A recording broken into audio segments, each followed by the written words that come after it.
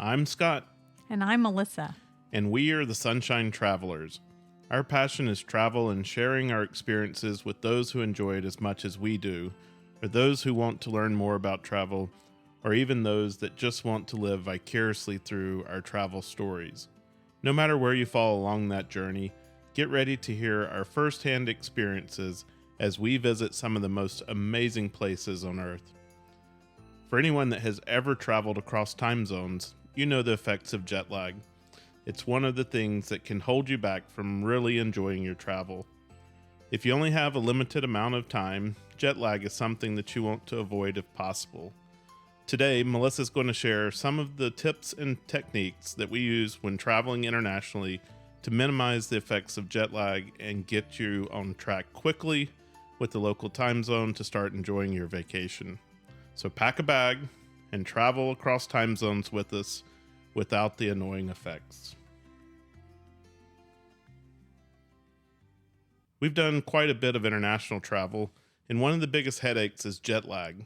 That horrible feeling when your body is used to a different time zone and therefore it messes with your ability to adjust to the local time. You want to sleep during the day, stay awake all night, or maybe you just don't feel yourself until your body adjusts. Symptoms of jet lag can include trouble falling asleep or waking up early or during the night, fatigue, headaches, trouble focusing or concentrating, mood changes, and digestive problems. Some of those are hard to distinguish between just the travel itself, but getting a good night's sleep while on the trip is always a goal so that we can enjoy our trip, or if I'm traveling on business, I can feel well and be the most productive. It is a real issue, and I've read that it can actually take you a full day for each time zone that you cross. So if you are traveling 6 hours ahead, it could take you up to 6 days to adjust.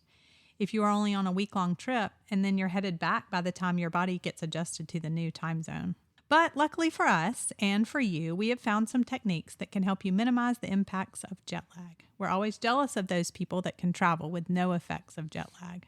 But for everyone else, we have just a few tips and techniques that are successful for us. So the first one is try to get some rest on the plane. Everyone is different, but for a lot of people, drinking alcohol, more than one drink or so, can cause you to be restless on the plane. If you can't sleep, try to get a nap or two so that you aren't just completely exhausted that you can't function. Also, make sure that you stay hydrated. Airplanes are a major cause of dehydration. It's one of the reasons that they try to keep giving you water during the flight, so make sure you drink plenty of fluids. That will help you stay hydrated and help you to feel better. When you land in the city that you are traveling to, you may want to consider grabbing a quick and light bite to eat so that you aren't just completely starving. For us, it turns into being very hangry at each other, which is never good. Try to avoid caffeine, even if it seems like that would be a necessity for you to stay awake, and then go straight to your hotel. This is where a few tips that we're going to talk about now may sound a little strange. They work for us, so we really encourage you to give them a try. If it's nighttime, you want to try and get to your room and in bed at a normal bedtime. You may want to consider taking some magnesium to help you stay asleep and get a good night's rest. If you're arriving in the daytime, try to do an early check-in at the hotel. You may even want to consider starting your hotel stay the night before if you're getting in super early. That way your room will be ready and available when you arrive. If you do this, just make sure to notify the hotel that you're coming in on an early flight and need to ensure that your room will be ready and available. The next one is that several years ago, I discovered an app that uses pressure points on your body to help reset your internal body clock. The app is called Uplift, and we'll link it in the show notes. It basically uses the time zone that you left from and the current time zone and when you left, and that determines which pressure points that you're going to use. The app includes detailed instructions about how to find the pressure points and a timer that tells you how long to press on them or massage them. Next, we set an alarm for about an hour and a half later, and then we lay down and go to bed. When we get up, we grab a meal, coffee, and we spend the day out and about, and we remain active until bedtime. The key here is, though, as hard as it is to get up, do not stay in bed. It will wreck you if you sleep and then wake up in the middle of the night. It'll wreck your whole trip. So now, Scott, it's probably a great time to tell the story of our trip to Europe, where it took you almost a full week to adjust to the new time.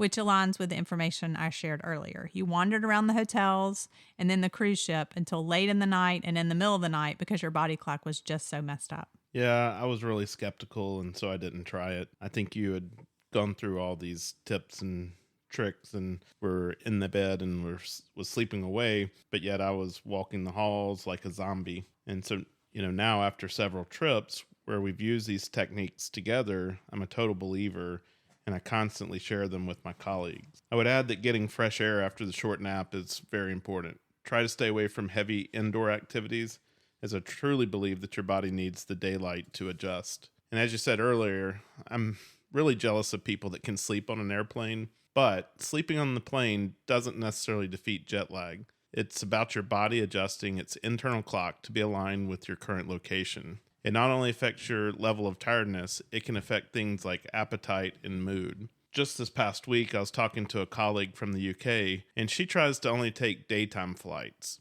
While that's not always possible, we have always found it easier when traveling back home after a trip to Europe because you stay awake all day, and by the time you land in the US, it isn't very long before bedtime. So her theory of daytime travel really does make sense. Yes, that's true. But with the jet lag, what you might experience then is waking up at the time that you are getting up overseas, and it'll be in the middle of the night at home. So these techniques can help with that too. Scott, let me ask you, because I've never traveled to Asia, what has it been like when you travel to India or the Philippines? Well, I can tell you, I wish I had known these tips.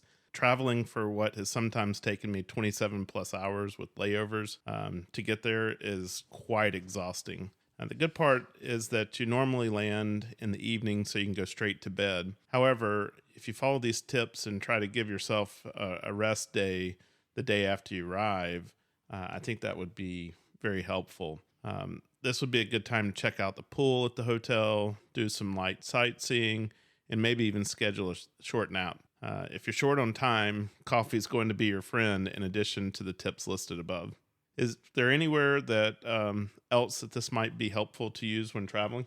Yes, so this may have been before you would try out all my tips, but I do remember using it when we have gone to California just to help with not waking up at like 4 or 5 a.m. when we normally get up at like 7 or 8 as well.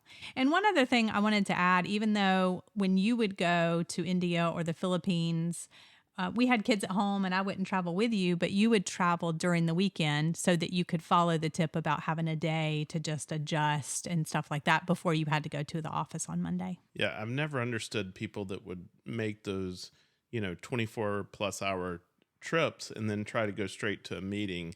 They were just absolutely like zombies. And there was no way that they were getting a whole lot out of those meetings. And they really didn't participate in them either. Talking about Asia, I can't wait to take you on a trip to Asia and let's try this Uplift app. Since I didn't know about it back then, or I wasn't a believer of it back then, I wondered just how effective it would be for those really long haul flights. Maybe one of our listeners will make the trip and try it and let us know. Yes, I hope so. We love hearing from our listeners and having them share their experience with us. We are currently working on a few guests for the show, and some of them have traveled extensively across Asia. We'll have to ask them if they have any tips or tricks that they use too. We've talked about the tips and techniques that we use to fight the effects of jet lag on our trips. These work great for us, but maybe you have something that you found to be helpful. Drop us a note or leave a comment. We love hearing from you and are inspired by your stories. We hope you enjoyed this episode and will find some inspiration for your next trip. Most importantly, follow our podcast, leave us a review, and share it with your friends to help them catch the travel bug. You never know, they may become your greatest travel companion.